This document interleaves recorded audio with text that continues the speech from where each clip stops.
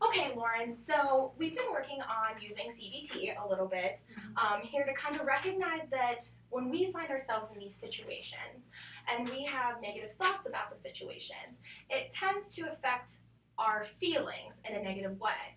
And then we act on our feelings with behaviors that may not be exactly what we, want, how we want to behave and how we want to act. And a lot of times our behaviors, if they're negative, can get us into a little bit more trouble. So let's take a look at the thought recording that we wrote up here and kind of work through each one of the columns. Sometimes we also call these four columns and kind of recognize, what was going on in the situation, what some of your thoughts were, what your feelings were, and how you kind of behaved. Okay, so let's take a look at the situation column. So can you kind of explain to me what was going on?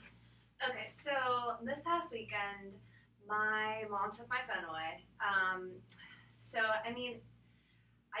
I snuck out of our house on Friday. Okay. And she called me. All right. And so, what had happened, I had asked if I was allowed to go out with my friends. My mom told me no. Okay. And then I just left anyways. And then they heard me and kind of caught me. So, because of that, my mom took my phone away the next day, and I'm not allowed to talk to anybody. Okay, all right, that's frustrating. I can see why this would be a triggering thing for you. Mm-hmm. So walk me through what some of your thoughts were. Well, I pretty much was thinking you're ruining my life. You're ruining my social life. Okay. I'm 18 years old. I want to hang out with my friends.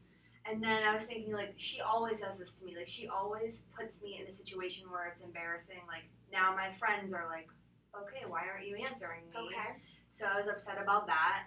But then I, was kind of thinking, I didn't have my phone. I'm sitting in my room, and I'm wow, do I ever actually do anything right? Okay. Because this happens a lot. Me and my mom get into these fights all the time. And then she wants me to be miserable because she does. And then I was thinking she's a bitch. Okay. All right. So I'm thankful that you were able to share these thoughts with me. I noticed there's a lot of thoughts about mom, but there's also some thoughts about yourself in there as well. So I'm glad that you're able to recognize how this situation and getting your phone taken away has prompted these thoughts. Mm-hmm. So talk to me a little bit about some of the feelings that you were experiencing.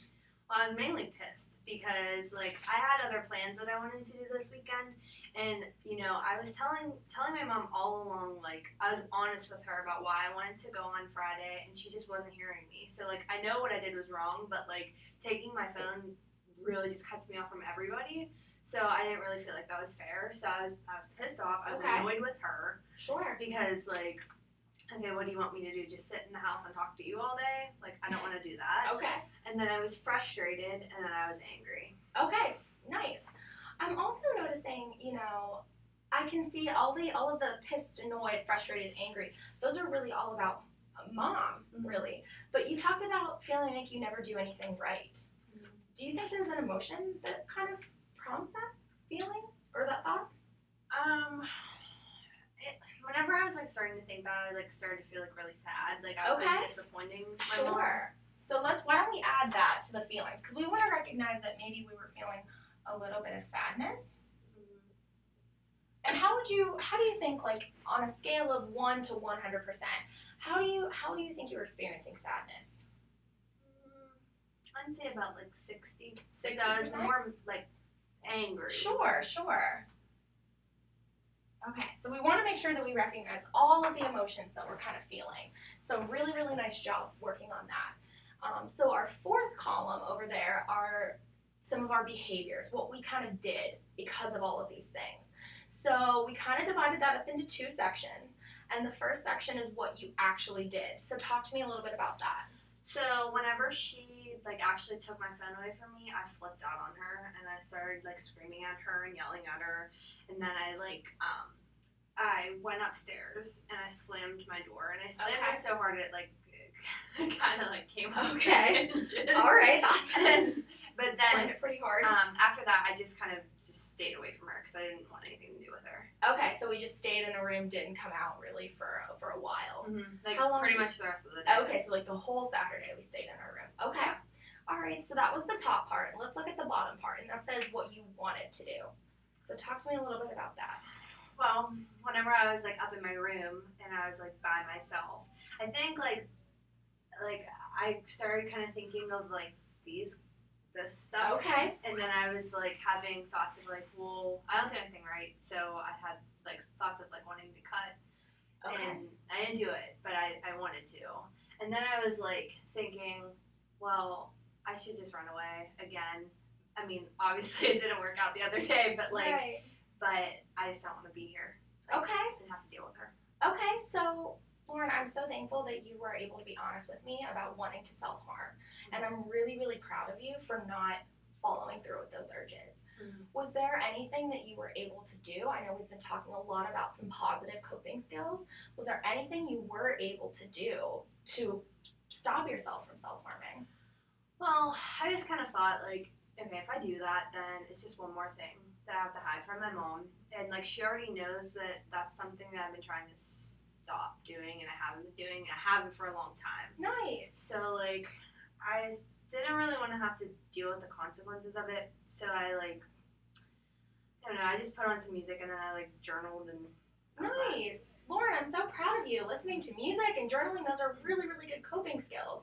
So I'm really glad to hear that you've been using some of the things we've been talking about in our sessions recently. Mhm. So that's really awesome. And I'm really thankful you didn't run away as well. Yeah, me too. So what kind of stopped you from carrying through with that, following through with that? Well, I mean, like, even though it was, like, tough because I was, like, thinking, like, having, like, a lot of thoughts about, like, do I do anything right? Like, I always mess up, like, you know. But then I just realized, like, if I do that, like, it's not helping me, but then also I kind of caused this. Okay. So, like, I didn't listen to my mom and I snuck out. Okay. So kind of recognizing that maybe you had some accountability in the situation and recognizing that, you know, mom set an expectation and we didn't meet that expectation and we kind of disrespected mom a little bit, maybe. Mhm. So running away would have just made it the whole situation made it even worse worse, for me. right? So I'm really glad that you didn't do that. So thank you, Lauren, for kind of walking me through our thought recording we did here.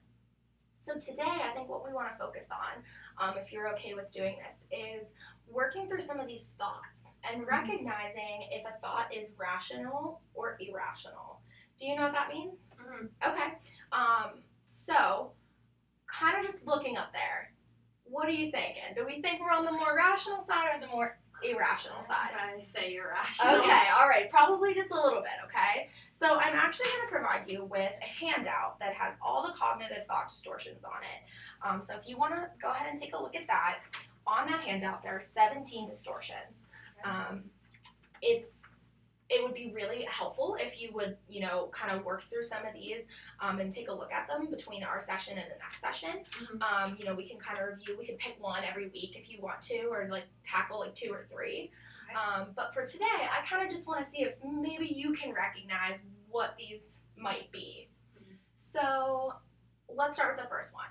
She's ruining my life. So mom took her phone because we maybe disobeyed mom, and now she's ruining our life. Is there anything on there that you feel like that might be? Catastrophizing? Catastrophizing? Okay, so why don't we read what the definition of catastrophizing is? Expecting and predicting the worst possible outcome. Okay, so we went from mom taking our phone for disobeying her to thinking she ruined my life. Do we think that might be catastrophizing? Yeah? Yeah. A little bit? Yeah. So let's write that underneath. That way we can kind of identify what's kind of going on here. I do not know how to spell catastrophizing at all. That's not right. Ignore my spelling. Okay, so she always does this. So I'm going to help you out with this one. So sometimes when we see words like always and never, they're clear indicators of what we call overgeneralization. Okay, so overgeneralizing means we see a situation happening over and over and over again, and you know, we don't always think like, I mean, mom doesn't always take your phone, does she? Because sometimes you have your phone, right? And I bet if I asked you to think of a time where you did something right, you would be able to tell me. Yeah. So maybe these ones are overgeneralization. Mhm. Cool. So write that down. I can spell that word better.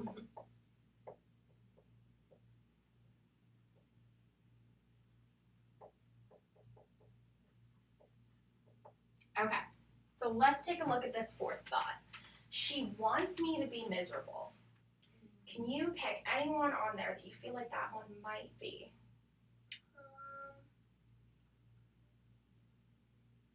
Mind reading? Okay, so tell me why you think it might be mind reading. Because, like, I'm assuming that that's, like, what she's thinking, and she might not be thinking that at all. Okay, sure, right? We're assuming that mom's motive for taking your phone was to make you miserable. Mm-hmm. But in reality, what do you think maybe her motive was there? Probably because I snuck out. Probably because you snuck out, right? So a consequence for your behavior, okay? So I think you're right. I think this one's mind reading.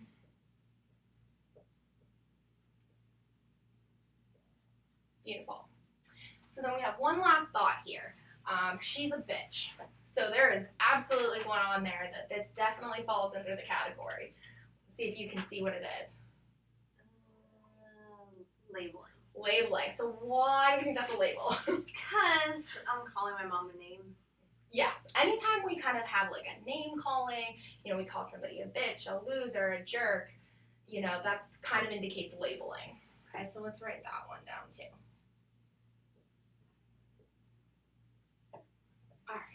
So how you feeling after we kind of worked through this a little bit? I had some pretty intense Some thoughts pretty about my intense- mom. Yeah, especially about mom.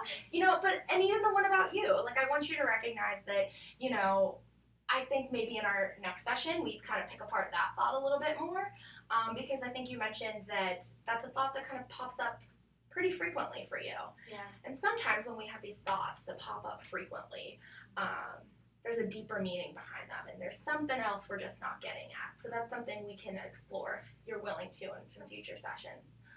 But I think you did a great job today. I think next week, if you would want to do this, I think the next step is challenging some of these thoughts. Mm-hmm. And we can work on, what that means. How do we challenge a thought? To kind of work on, again, if we're having situations and we have these negative thoughts and negative feelings and negative behaviors, we gotta work to make it more rational, right? It might not always be the most positive thing, right? But recognizing, well, my mom took my phone because I disobeyed her, right? So next week, if you're okay with that, I think we continue to work on challenging thoughts and recognizing our distortions. Beautiful. Thanks, Lauren. Thanks.